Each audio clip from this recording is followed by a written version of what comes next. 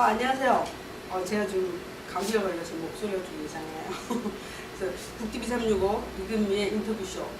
오늘은 박후기 시인님 모셨습니다.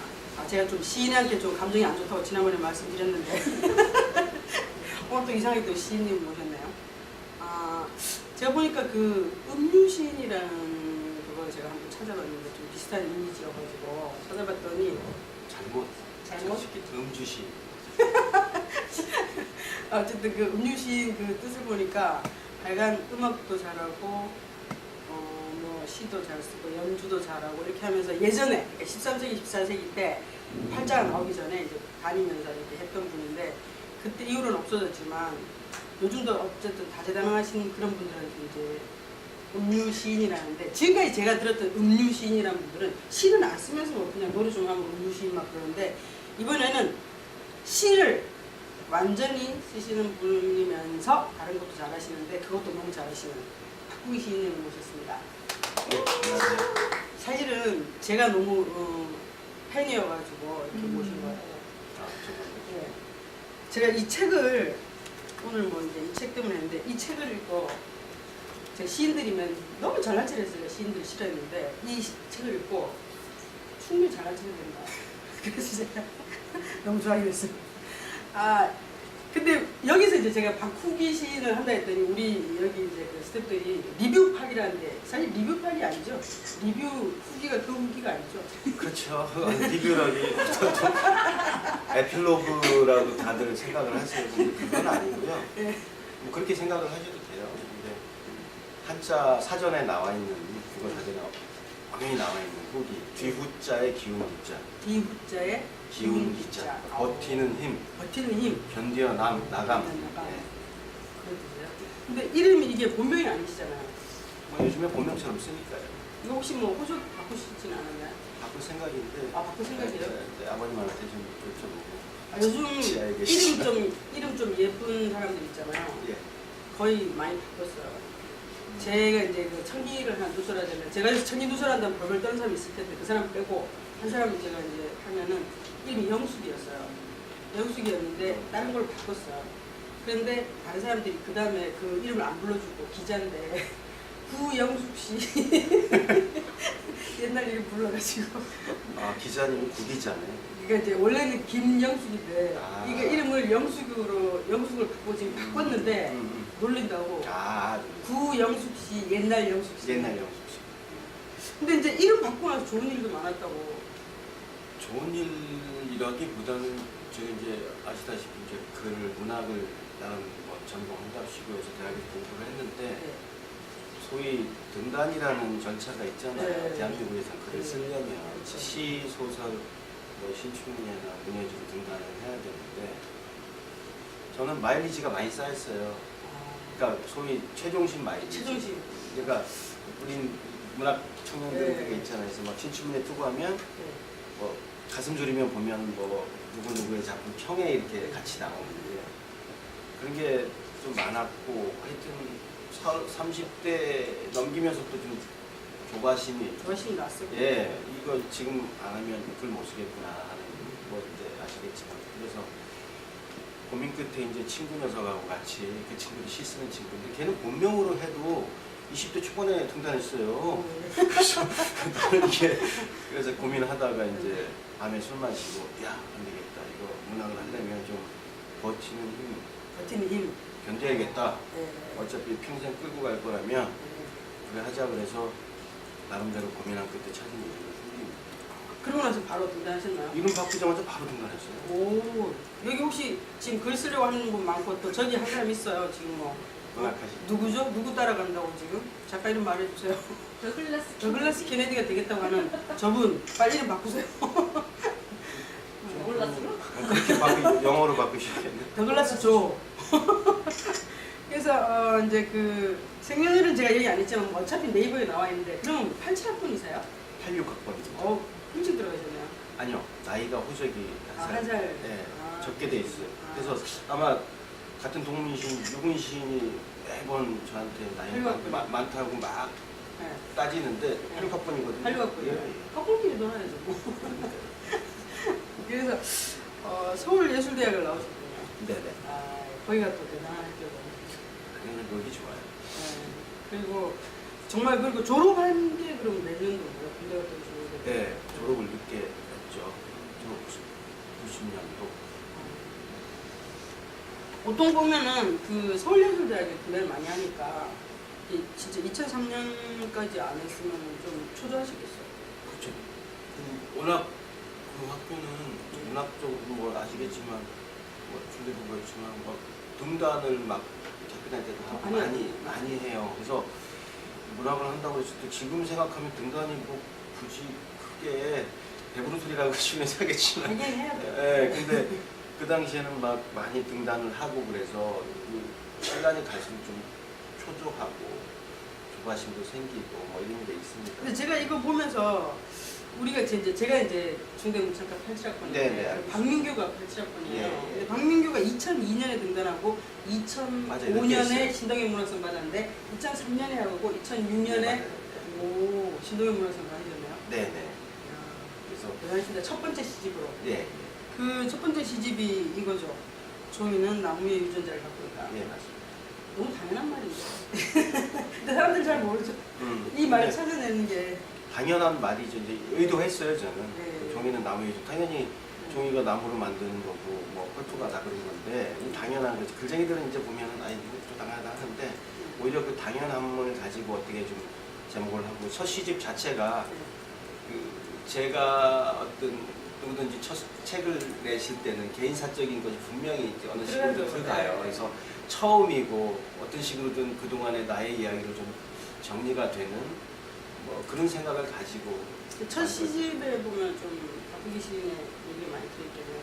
네 저희 뭐 돌아가셨지만 아버님 얘기라든가 제가 기지촌에서 살았는데 기지촌 얘기 뭐 이런 것들. 네. 그리고 나서 2006년에 나오고 그다음에 2009년에 나왔어요. 9년이요. 3년 뒤.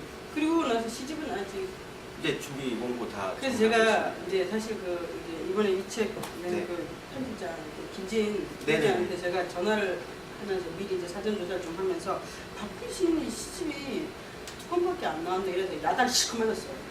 두 권 밖에 뭐 이런. 제가 왜냐면 저는 이제 저도 소설 쓰고 네. 박민규가 또 2002년에 등단해서 뭐 엄청 많이 썼잖아요 소설을. 선생님 책 3권? 저는 이제 소설을 쓰는데 저는 또 장판 저는 그리고 93년에 등단을 했는데 저는 예. 2006년에 재등단을 해서 아 그러죠. 예, 이제 뒤늦게 좀 시작했는데 그래서 내가 박규신 시집이 두 권밖에 안 났다 했더니 갑자기 소리를 지르면서 그래 소설가들이 그러니까 그렇지 않지 저한테 또 막 그러는 거예요. 시인들이 시 하나씩 얼마나 힘드냐고. 또 이 동화 작가인데 또 야단을 맞았네 오늘은 또. 네, 그래서 세 번째 시집은 언제쯤 나옵니까? 올해 좀 내려고 해요. 예. 근데 이제 시집 뭐 내는 게 어떤 분은 10년에도 내고 10년 어떤 분은 뭐 1년에 한 권씩도 묶어내고 하는데 뭐 개인적으로 이렇게 시 쓰는 뭐 스타일이라든가 능력의 차이겠죠. 근데 대한민국도 문단 구조라는 게 또 사실 몇몇 출판사에 의해서 이렇게 어떤 작품성이 소위 담보되는 그렇죠. 듯한 인식이 있잖아요. 그래서 그런 것 때문에 고민스럽죠. 지금 대한민국 시인이 뭐 페이스북 생겨난다면 한 10만 명 된대요. 10만, 시인 10만 명 시대를 살아가고 있는데. 얼마 전에 류군 시인이 그 타령을 해놨더라고요. 다 시인이 돼서 내 책을 무가잖아. 그래도 그 친구는 이제 많이 팔았죠. 사랑 타령 하니까. 저도 사랑 타령 좀 해서 좀 몇세 시인 좀 돼야 되는데.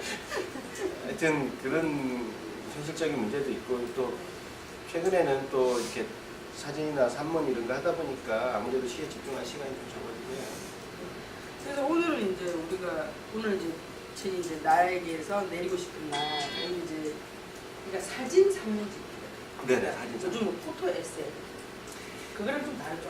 제가 그러니까 물론 개념이 딱 다른 건 아닌데 남의 사진을 가지고 제가 이제 뭐 에세이만 썼다 하면 그냥 뭐 포토 에세이 뭐 붙이고 싶어서 일반적으로 기존에 그렇게 했는데 그게 문학의 한 장르로서 인정은 많이 못 받았죠. 왜냐면 산문 그러니까 산문이나 시 쓰는 사람들의 자존감하고 사진 찍는 사람들의 자존감하고 다 있잖아요.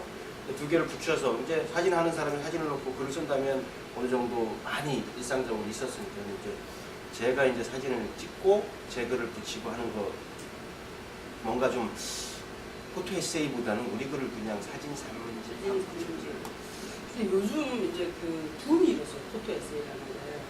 그래서 제가 아는 이제 사진가가 그 포토 에세이반도 하고 그래서 저한테도 뭐 사진 좀 배워보라고 해서 사실 저도 이번에 등록을 했는데 거기 이제 첫 강의에서 그 얘기를 하더라고요. 사진 찍는 사람들이 사진만 이렇게 하다가 보니까 거기에다가 글만 잘 쓰면 뭐 금상첨화가 아니냐 뭐 이러면서 근데 글 쓰는 게 사실 쉽지는 않지만 어쨌든 지금 다 글과 사진을 같이 하고 싶어하는 SNS 이제 페이스북이나 이런 것들이 그래서인가 봐요. 전 국민이 사실은 포토그래퍼예요. 뭐 휴대폰 맞아요. 축구도 아니잖아요. 그거를 그냥 그러니까 너희들은 수준이 안 되니까 뭐 너희 사진 작가가 아니니까 넌 등단한 시인이 아니니까 뭐 하면 이렇게 하면 안 되거든요. 왜냐면 어차피 이런 예술 책 함께 하려고 사진 찍고 글 쓰고 책을 만드는 건데 소위 몇몇의 향유물로만 너희들은 나한테 와서 배워하는 식이에요. 물론 작가적인 자존감은 지켜야 된다고 생각하는데 그거는 작품으로 지켜야지 폼이나 말로써 이런 걸로 지키는 게 아니라고 생각을 해요. 저도 이제 왜 이런 얘기를 드리냐면 야 너는 시인이지 시나 쓰지 무슨 사진까지. 그럼 제가 사진가가 작품집을 냈어요. 근데 분명히 그 옆에 몇 줄 이렇게 붙이고 하잖아요. 뭔가 설명하고 싶으니까. 그렇다면 넌 사진 작가가 뭐 사진이나 찍지 뭐 사적으로 글을 달고 그러냐 이건 아니거든요. 그리고 그 장르라는 구분이 많이 또 허물어졌고요. 시에다도 사진을 가지고 와서 시를 만드는 경우도 많이 흔해지고 있고 그런 이제 장르 구분이 모호해지고 또 SNS나 이런 것들이 모든 사람에게 어떤 울림을 주고 느낌을 준다면 굳이 지금까지 구분되었던 예술 장르라는 것이 큰 의미는 없다고 생각해요.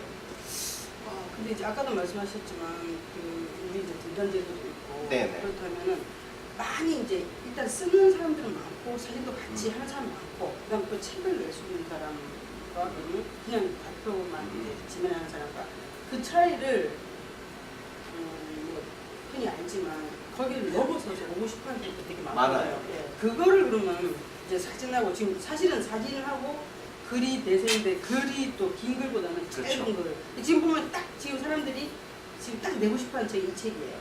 그래서 이게 이제 프로로서 인정을 받으면서 책을 이렇게 상업적으로 낼 수 있는 거는 어떻게 하면 될까요? 그렇게 하고 싶은 분들이 많지요. 이제 아. 페이스북 보면 정말 이분은 글 재밌다, 뛰어나다, 사진 정말 좋아하는데 그런 게 있잖아요. 그 사진을 한다고 해서 모든 사람이 사진집을 낼 수 있는 건 아니라고 봐요. 그게 이제 최소한의 어떤 출판사, 자본까지 제가 말씀드리긴 뭐하지만 출판 시스템이 대한민국에서는 책을 낸다고 했을 때 내가 돈이 있어서 책을 좀 하나 내 돈 내서 하고 싶어.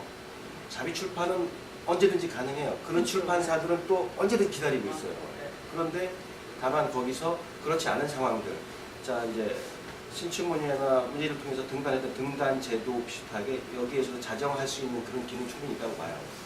소위 말하는 우리가 잘 아는 몇몇 출판사들이 무턱대고 아무한테나 책을 내자고 하진 않거든요. 편집자들이 다 거기에 맞는 기획을 하고 검토를 하고 하지. 그리고 글 한두 편이 사진 한두 컷이 좋다고 해서 책은 묶여서 하나의 작품집이 되는 거잖아요. 한두 편 가지고는 어려울 때가 많아요. 그래서 전체적인 함량, 책 한 권이었을 때 그것을 끌고 나갈 수 있는 그런 힘은 우리가 이제 글이라고 하면 그렇게 숱하게 노력해왔던 그리고 등단을 절차를 거치고 책을 몇 권을 이렇게 시든 이런 것들 써내본 사람들은 그거를 판단할 수가 있다고 생각을 해요. 그런 과정들. 그럼 습작을 해서 등단하는 게 좋겠네요.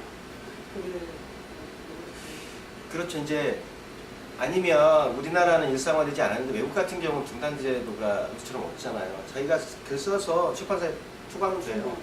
출판사에 검토해서 좋아. 그러면 대부분의 작품들이 그러잖아요.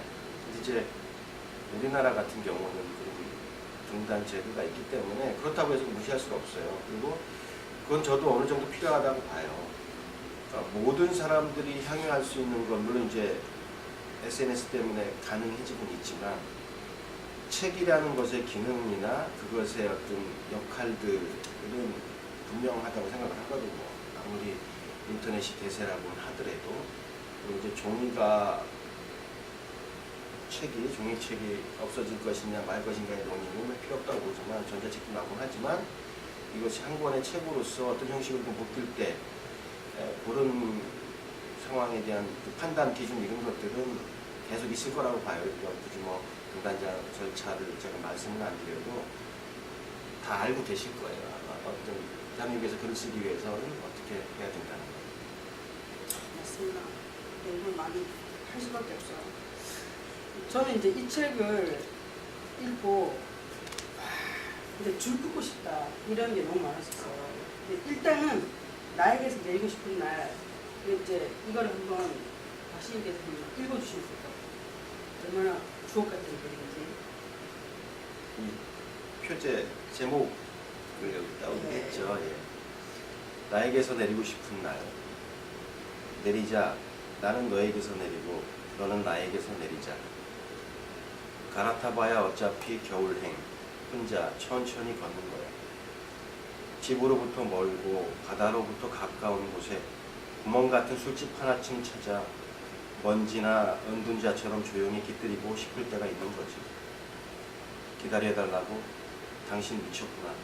시든 목련이 철길 위로 몸을 던진다.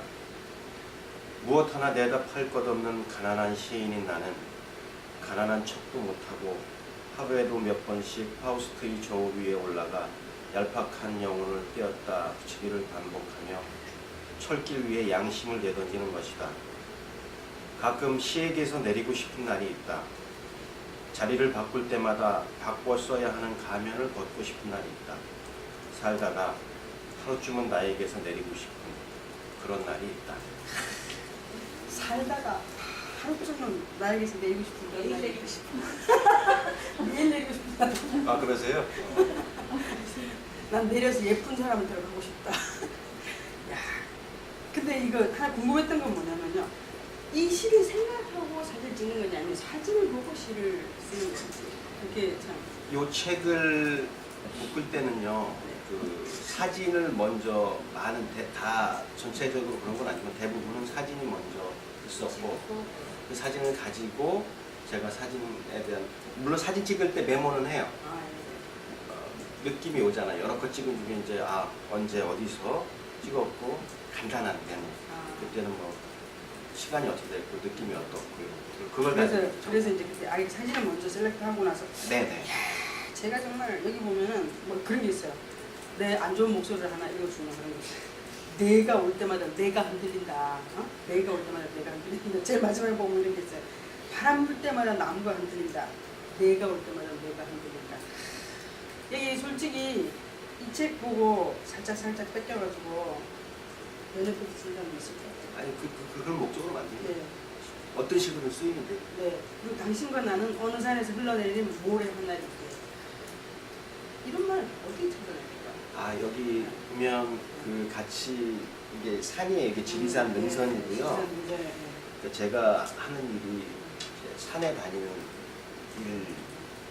일을 해요. 산이라는 것이 이제 트레킹하고 이런 거 하고 하는데 그 사진 찍다 보면 산행하다 보면 좀 힘들 때 좀 앉아서 쉬잖아요. 네. 땀도 식히고 그것도 멍하니 이제 앉아있긴 하지만 그럴 때 순간순간적으로 이렇게 있어요. 그래서 특히 소설 같은 경우도 아마 그런 느낌 가지고 길게 소설 스토리가 그렇죠. 그걸 가지고 쫙 저도 이제 어떤 느낌이 딱 오면 그걸 메모를 해두고 그 당시에 앉아서 시한편 쓸 수는 없으니까 네. 감정은 놓치더라도 메모를 해서 느낌은 갖고 있어야 되니까 이런 것들은 그 메모를 해놓는 거예요. 어떻게 보면 인간이 산의 소유물도 보다 죽으면 흙으로 돌아가는 게 인간이고 아무리 생각해봐도 산의 주인이 인간이 아니라 산이 인간의 주인이라고 하는 게 맞아요. 맞다. 그 생각을 했어요. 그러면서 당신과 나는 어느 산에서 흘러내린 모래 하나 위에 날마다 색깔 속으로 흘러내리고 또 흘러내리는 걸까. 신동일의 머리는 너무 좋아야 될 것 같아요. 그건 아니고 이제 그 느낌들을 어떻게 잡을 것을 만드느냐 그런 거예요. 사람들이 산을 정복했다라는 말을 해요. 근데 얼마나 그게 같은 소리인지 제가 산을 다녀봐서가 아니라 어떻게 산을 정복했다고 얘기를 할 수가 있겠어요. 그리고 혼자라는 생각이 들 때라는 게 있는데 사랑해서 같이 사는 것인지 같이 살아서 사랑하는 것인지 묻지 말자. 그 다음 뭐라 했냐면 혼란스럽다. 어느 것이든 사랑이 없는 것은 아니지 않나. 저는 하여간 이 책을 읽다가 계속 소주 마시면서 그렇게 한 적은 처음인 것 같아요.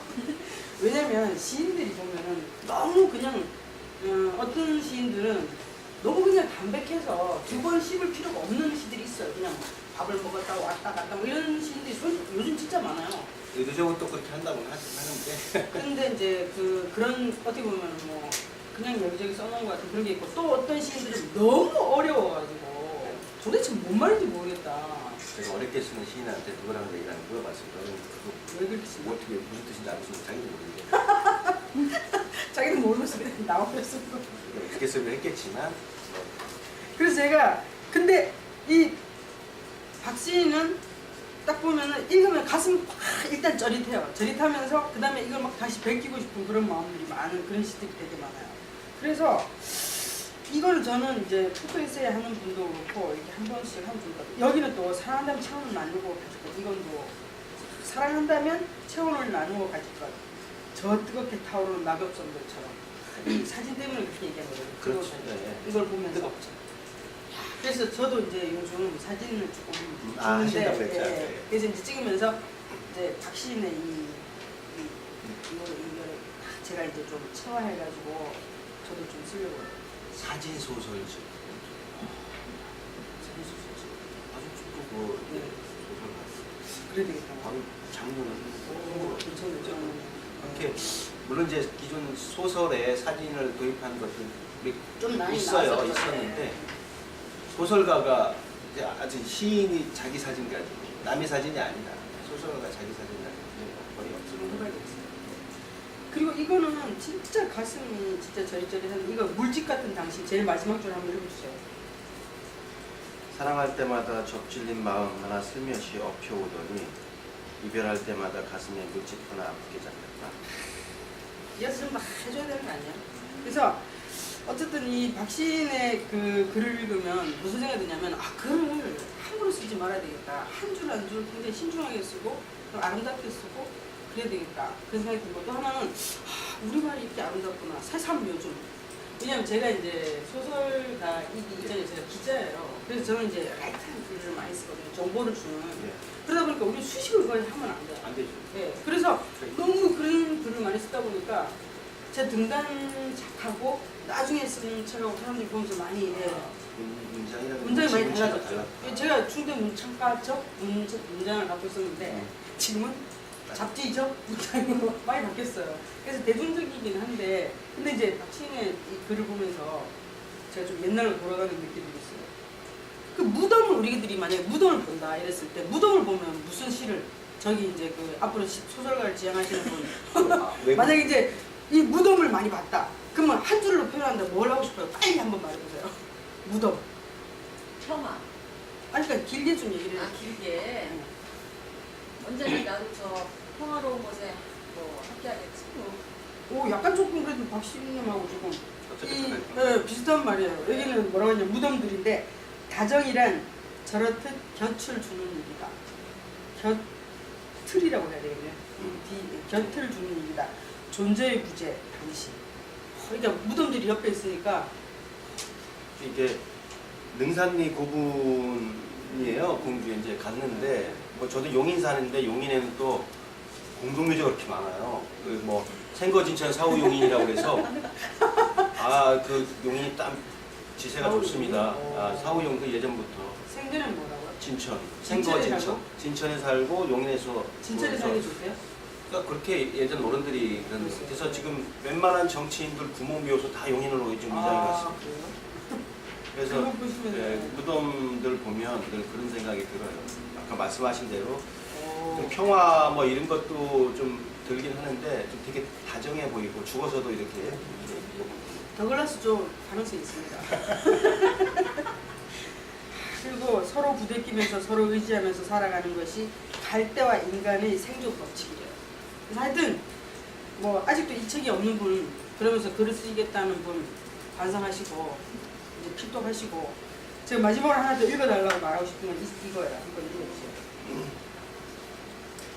사람아, 혼자 흔들리지 마라. 혼자 흔들릴 땐 마음 한 곳 부러져야 놓을 수 있다. 그러나 같이 흔들릴 땐 부러지지 않아도 놓을 수 있느니 다시 함께 일어날 수 있느니 사람아, 혼자 흔들리지 마라. 혼자 눕지 마라. 혼자 눕지 마라. 혼자 사는 사람 어떻게 해요? 지금 사실 제가 글 쓰고도 글이 좀 겉멋이 들었어요. 그렇게 하면 안 되는데, 근데 어떤 때는 또 그거 제가 이제 갈 때나 억새 딱 봤을 때는 정말 그런 생각이 들었어요.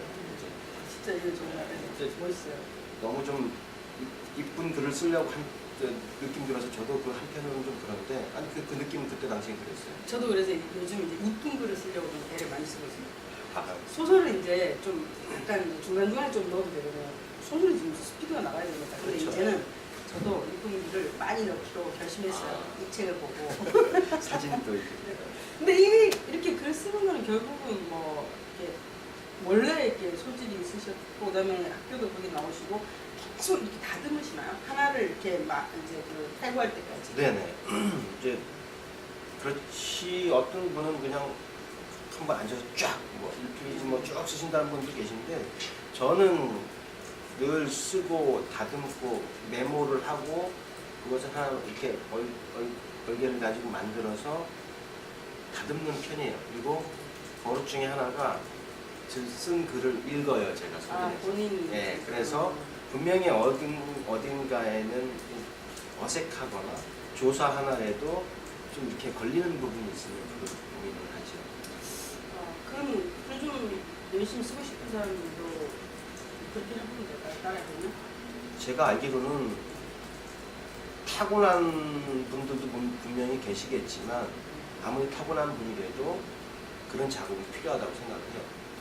자기 글을 소설 한 권을 내는데 누가 처음부터 끝까지 앉아가지고 쫙 한 번에 써놓고 그 탈고 안 하고, 저는 사실은 탈고가 진짜 문학하는 글 쓰는 일이라고 생각해요. 맞아요. 네. 써놓는 거야 쫙쫙 저도 싫어하는데 오히려 그 탈고하는 시간이 더 힘들어요. 맞아요. 집중해야 되고.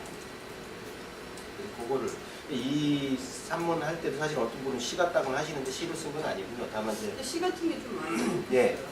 그래서 그거 할 때도 시간도 좀 촉박하긴 했지만 탈고를 좀 많이 했어요. 그러니까 페이스북에도 좀 많이 그렇게 하신 것 같은가요? 페이스북에 제가 사실 페이스북 주커버그한테 어떻게 얘기하는 건 모르겠는데, 페이스북을 하는 이유 중에 하나가 이런 것들 정리하려고 합니다. 지금도 뭐 매일매일 뭐 네. 추억 같은 글들이 올라오고 있더라고요. 그거는 이제 예전에 이제 기자 생활 하셨으니까, 저도 이제 잡지사 기자를 했었는데 이 마감 네, 마감. 버릇이 생겼어요. 네. 요즘도 시 이제 한 몇 달 전에 청탁 들어오잖아요. 개간지는 네. 내내 놀다가 끝에 이제 끝에 이제 발등이 떨어지면 막 써요. 네. 근데 그게 그때 진짜 잘 돼요, 이제. 1, 20년간 그런 버릇 잡지하고 하다 보니까 딱 뭔가 좀 뒤에 뭔가 소위 마지노선 같은 게 딱 걸려 있어야 네, 막. 쫙 들어가요. 그러니까 페이스북 그런 건 없지만 뭔가 하루에 글 몇 개라도 사진 몇 장이라도 좀 정리해 놓고 해야 된다는 그런 스스로의 강박감이라고 그럴까? 약간 그런 걸 지키려고 하는 거예요. 지금 그 박신 얘기하시는 데서 이렇게 글 쓰고 싶은 사람들이 따라 되게 많이 나왔나요? 매일매일 조금씩 쓰고 계속 탈구하면서 자기가 읽어도 보고. 네. 그건 이제 뭐 이제 이미 이제 기성 시인이지만 이제 처음 쓰거나 이런 분들이 조금 잘 쓰는 분들한테 한번 이렇게 보여줘주고 이러면 글을 쓸 수 있겠네요. 그러니까 꾸준히 하는 사람 이길 장사는 없어요. 저 맞아요. 문학도 결국에는, 그러니까 제가 늘 하는 게 제 이름이 후기라고 해서 아까 뭐 에필로그 뭐 말씀드렸지만 질긴 놈이 이긴다고 생각을 합니다. 그거 즐기면 이긴다. 그게 제일 좋은 왜냐면 거예요. 견디는 거죠. 이제 맞아요. 운이 좋아서 운때가 좋아서 탁탁탁탁탁 막 잘 되는 사람도 분명히 있는데 어느 순간에 시련이 분명 올 수밖에 없어요. 여기 글쎄요, 여기 아나운서 하시는 분들 계시다고 하는데 아나운서 시험 처음 시작해서 첫 번에 딱 붙어서 뭐 계속 승승장구해서 메인 앵커까지 그런 분은 없다고 좀 보거든요. 여기도 계속 노력을 해야 되잖아요. 그런 마찬가지로 글 쓰는 것도 하루하루 조금이라도 하루에 한 줄이라도 쓰지 않고 머리로서 생각하고 그냥 그거는 아니라고 생각해요. 제가 알기로는 우리가 기성 작가들 책을 그냥 이렇게 쉽게 펼쳐보지만 그 글을 쓰기 위해서 그 사람들은 남들 잠잘 때 잠 못 자고 커피 마실 때 가서 또 이렇게 글 쓴다고 같이 그런 결과물이거든요. 글을 쓰시고 뭐 굳이 시인이나 소설가가 되지 않더라도 책을 짓고 아니면 자기 생각을 정리하는 버릇은 필요하다고 생각해요. 직장 생활해도 그건 필요해요. 저도 요즘 이제 입사해서 오는 친구들 가끔 제가 몇 가지 물어보곤 하죠.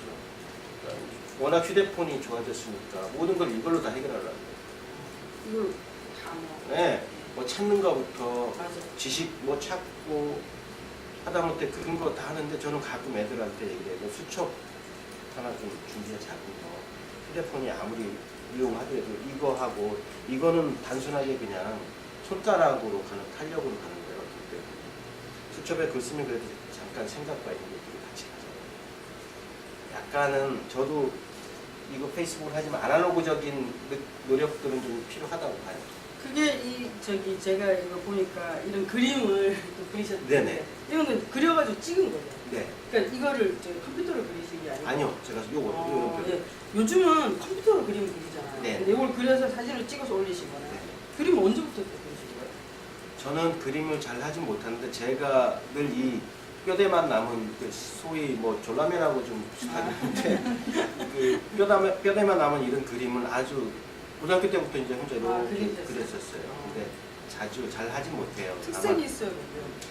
늘 제가 이제 이렇게 혼자 하다가 사진을 하면서 뭔가 이게 글로서 표현할 게 있고 그림도 뭔가 사람들이 전달하는데 그림, 사진.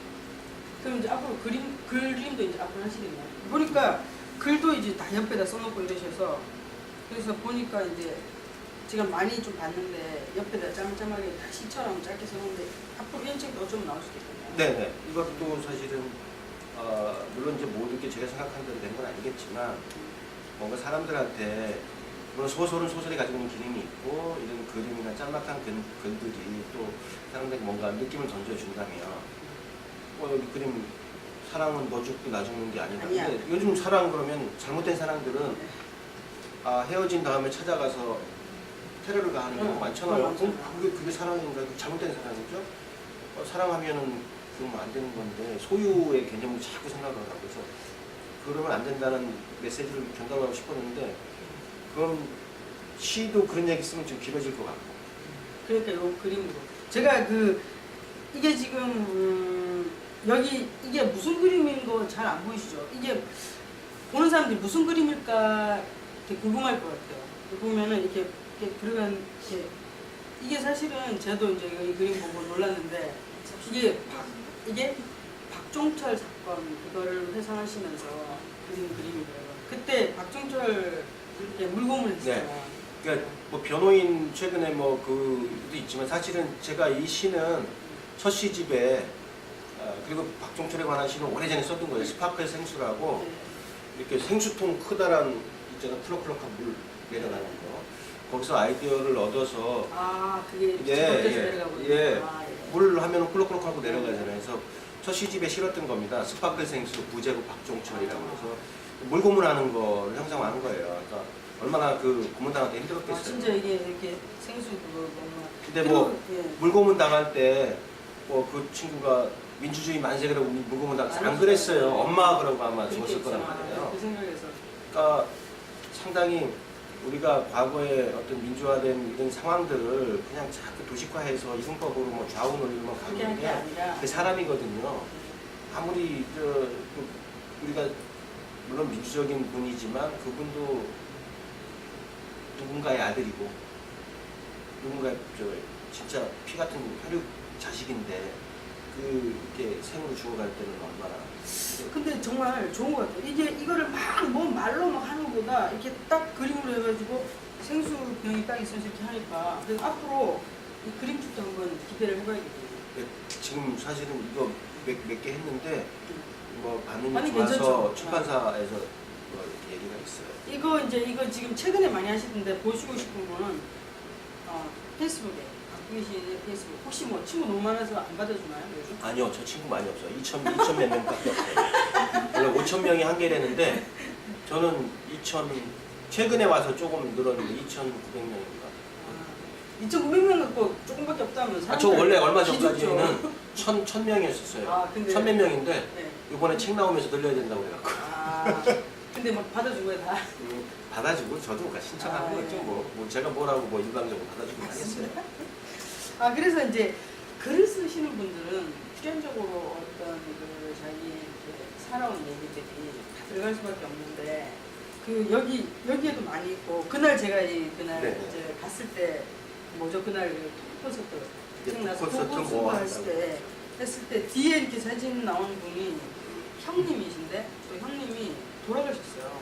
그래서 그거에 대한 다시 나에게 죽은 형 생각하기 이것도 있고 여기 보면 또 아버지 마지막 뒷모습 이것도 참 시가 이게 사실 두 개가 같이 붙어 있는 거예요. 아까 형 그래요? 얘기하고 사실 뭐냐면 저 형님이 이제 이금희 작가님 대학 선배입니다.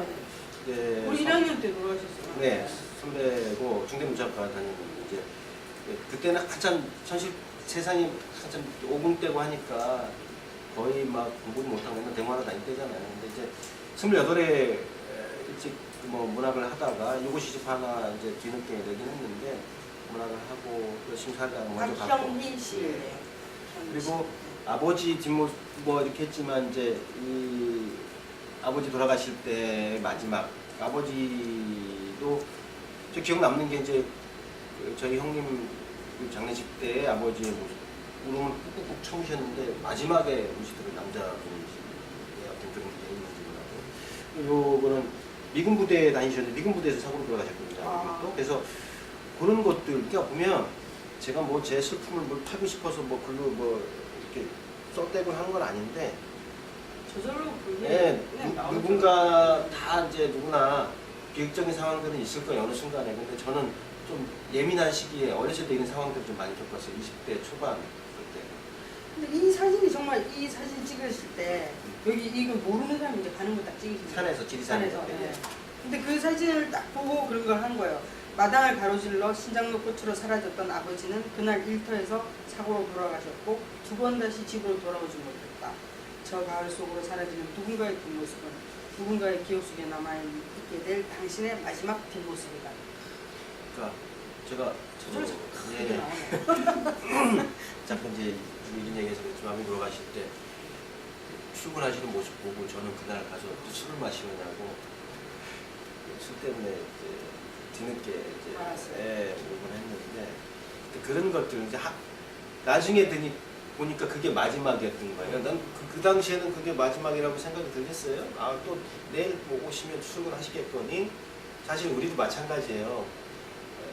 건강하게 살지만 그건 모르는 일이거든 사람이라는 게. 그래서 늘 다시말까지 할 필요는 없지만 마지막이라는 생각까지 할 필요 그런 생각을 가지고 뭘 한다면 좀 더 열심히 잘 할 수 있지 않을까. 그리고 뭐 이제 항상 그 기지촌 출신이다 그런 얘기 하시면서 시도 그런 거 이거 참 재밌는 시도 많이 쓰시고 그래서 그 글이라는 거는 항상 그 작가의 그 살아온 얘기랑 다 있는 것 같아요. 이해할 수 우리가 이제 작가를 이해할 때 그 어차피 다 찾아가지 않게 연구도.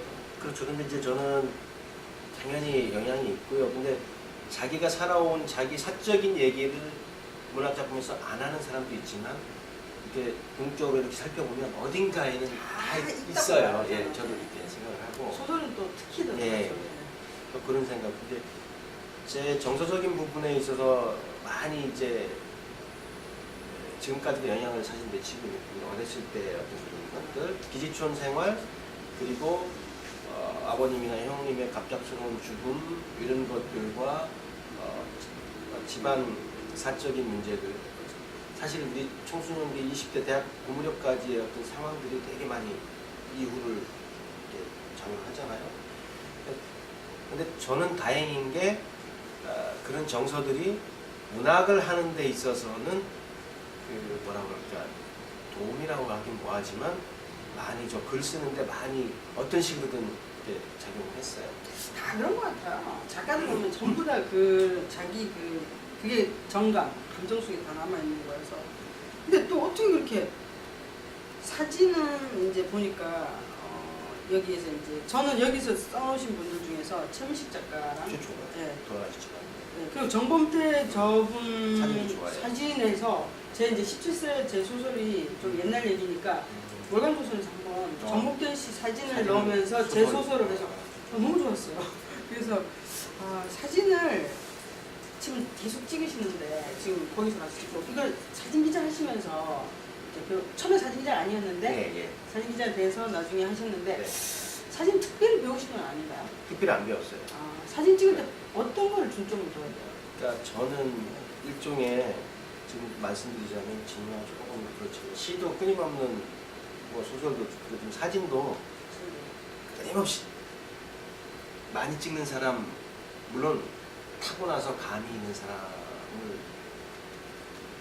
있지만 많이 찍는 게 최고인 것 같아요. 근데 저는 사진 기자 그만둬서 제가 갑자기 사진 기자 일까지 하면서 그때는 막 몰랐죠. 그럴 때 기본적인 것만 배워서 급하게 했는데 엄청 실수도 많이 했어요. 제대로 찍어야 되는데 그 당시 필름을 썼으니까 요즘에 딕하니까 또 찍고 싶었는데 필름은 이게 안 되는 거예요. 비싼 지금. 필름이 네, 슬라이드 필름 쓰고 하고 그러니까 많이 혼도 났어요. 그래서 고민하면서 배운 거죠. 이렇게도 해보고 나름대로 제가 책 보고 여러 가지 고민을 했지만 지금 제가 지금 잘 하지는 못하지만 요만큼이라도 사진을 붙들고 있는 이유 중에 하나는 많이 찍어봤던 거 그리고 다양하게 생각을 하면서 근데 예를 들어서 좀 배운다든지 아니면 자기가 전범으로 삼아 있는 여기 지금 전범으로 삼은 분들의 사진을 많이 본 게 그러면은 본 것도 영향이 있죠. 이런 것들은 이제 문학을 하는데 오히려 더 도움이 됐어요. 사진보다 이분들은 도로시 여행 같은 경우는 미국의 선주민들 대공황 때 궁핍한 현실들을 그대로 다 담아냈거든요. 그러니까 글 하는데 도움이 됐고 사진은 이분들 사진은 어떤 상황 구도 이런 거는 많이 도움이 됐죠. 그때 그 카파 그 글도 네. 쓰셨는데 저도 카파 갔었는데 네.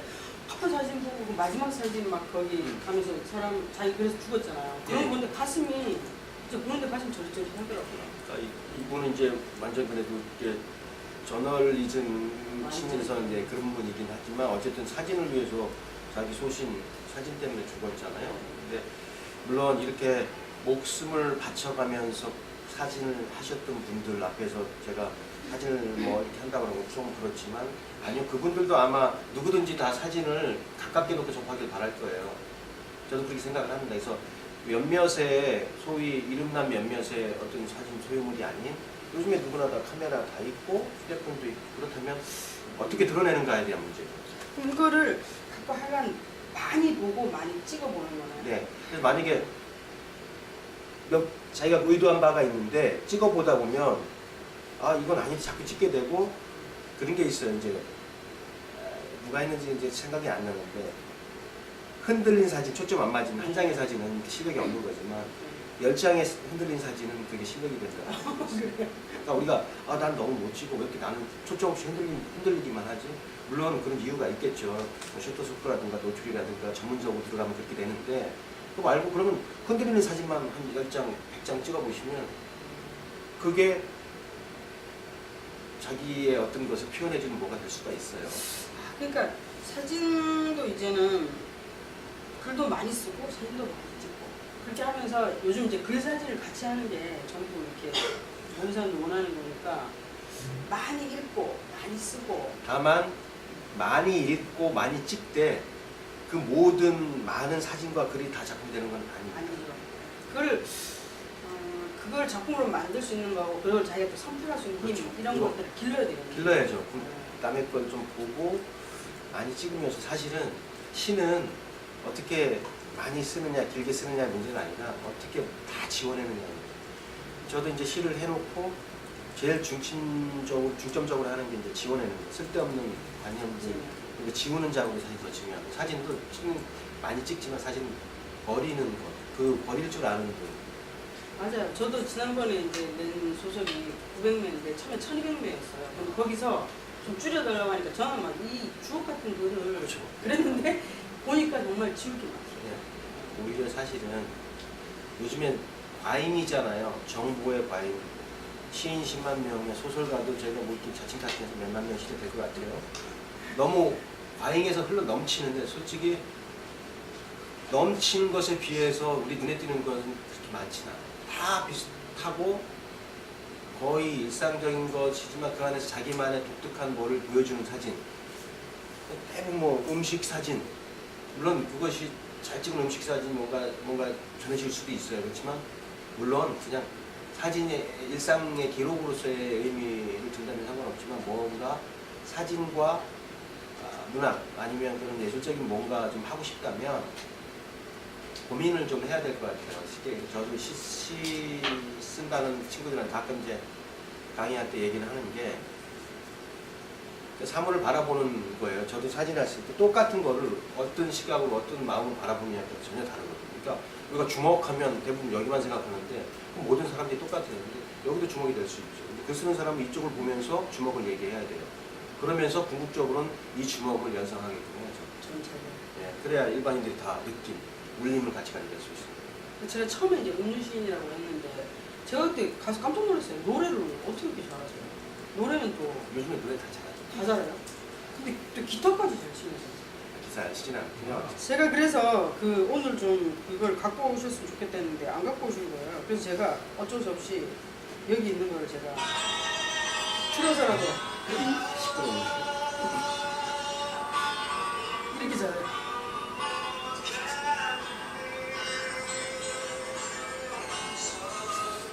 대단하지 않아요? 되게 이상하네. 깜짝 놀랐어요, 저는 정말. 자, 이런 거는 전부 그 이제 박시인의 거기에 가면 있습니다. 박시인의 페이스북에 가면 누가 또 해서 잘 올려놨어요. 근데 이렇게 끼가 넘치시는 것 같아요. 분명히 타고난 끼는 있는 것 같아요.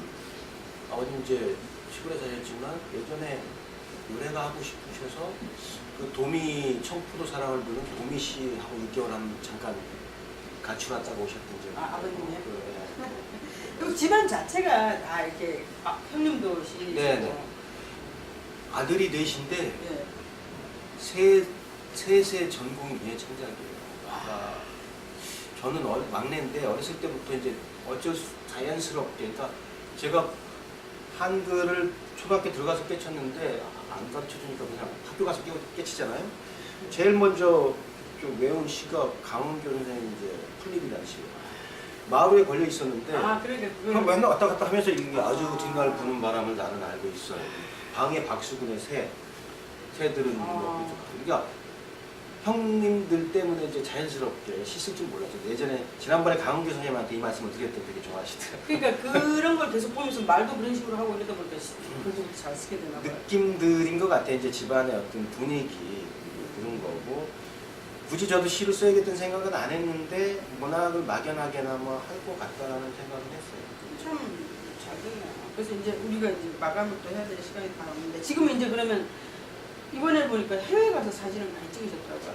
작년에 이탈리아 갔는데요. 그 출판사 이제 계약을 한 게 있어요.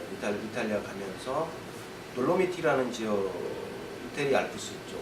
그래서 그쪽 지역에 대한 책을 한권 내기로 했는데 근데 일주일 갔다 왔는데 사진하고 느낌이 너무 좋아서 우리가 이태리 하면 대부분 로마나 저 남쪽 맞아요. 가져가는데 저도 이제 다 보긴 했는데 그쪽은 너무 좋더라고요. 그래서 책을 한 두세 권은 낼 것 같아요. 그래서 사진.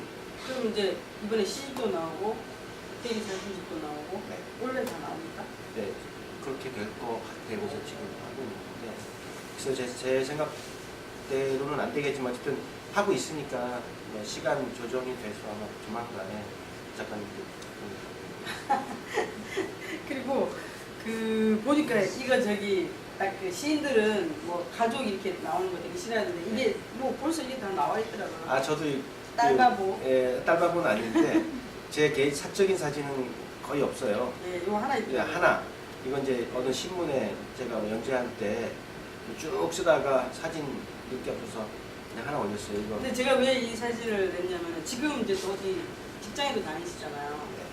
직장에도 다니시고 이렇게 가정도 이제 딱 잘 하시고 이렇게 요즘은 글을 쓰려고 하면은 옛날에는 막 그러지 않았는데 요즘은 아주 정상적이어야 되는 거예요.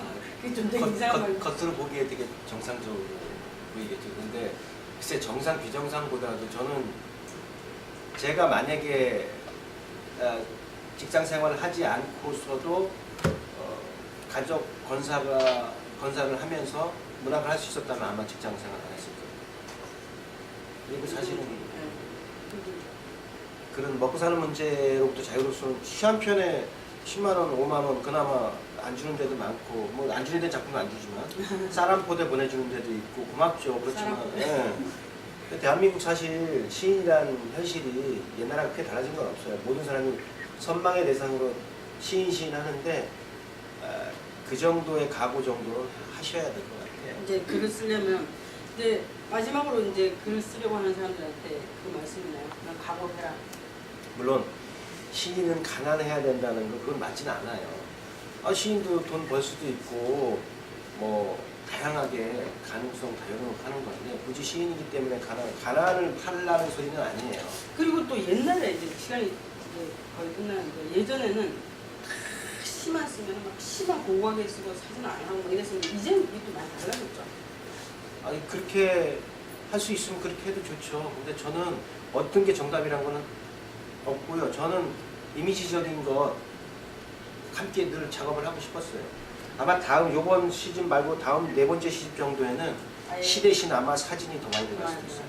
그것을 읽는 시 뭐 이렇게 해서 갈 수도 있어요. 새롭게 많이 하시죠. 예. 그런 게 단순히 시에 사진을 데려다 쓰는 게 아니라 사진은 사진 나름대로의 존재감을 가지면서 시하고 같이 함께 가는 거예요. 그러니까 사진하는 분들이 기분 나쁜 게 되냐고 무슨 시 쓰는데 사진을 갖다가 무슨 한쪽 부통이 막아놓는 거 아니냐. 그건 아니라고 말해요. 오늘 하여튼 그 너무 이제 재주도 많으십니다. 시를 정말 잘 쓰시면서 여러 가지 잘하시는 분이 오셨는데 앞으로 이제 더욱 사진과 시가 같이 합쳐지는 그런 작품도 나오고 저는 그 생각도 했어요. 그 작사를 하셔서 작사가 유군이가 그러는데 작사를 하셔서 직접 데뷔를 하셔도 될 것 같아요. 노래는 뭐 한두 개 만든 건 있는데 예. 그건 아직 제 수준이 안 되고 또 노래하는 분들이 또 들으면 또 뭐라고 하시죠. 저는 그냥 즐기는 거 저 기타 치고 제가 제곡 작곡하고 작사하고 그래서 저 혼자 즐기는 거 좋잖아요. 그거 뭐라고 하면 안 되죠. 그래서 이제 어디서 계속적으로 시도 읽고 사진도 보여주고 노래도 하고 하는 그런 콘서트 같은 것도 계속 하시면 참 좋을 것 예, 같아요. 행위적으로 좀 뭔가 즐길 수 있는 걸 아마 다음 책 나왔을 때는 예. 기획을 좀 재밌게 해서 그때 작가님 모실 테니까 오셔서 같이. 하여간 우리 이제 앞으로 박국인 시인님의 다양한 그런 면모를 글뿐만 아니라 다양한 데서 볼 수 있도록 하고요. 제가 이제 오늘 정말 글과 사진을 요즘 같이 쓰고 싶어하는 많은 분들한테 정말 나에게서 내리고 싶은 날 이 책을 꼭 권하고요. 오늘 이제 제 시간을 마치겠습니다. 오늘 나와주셔서 감사드립니다. 고맙습니다.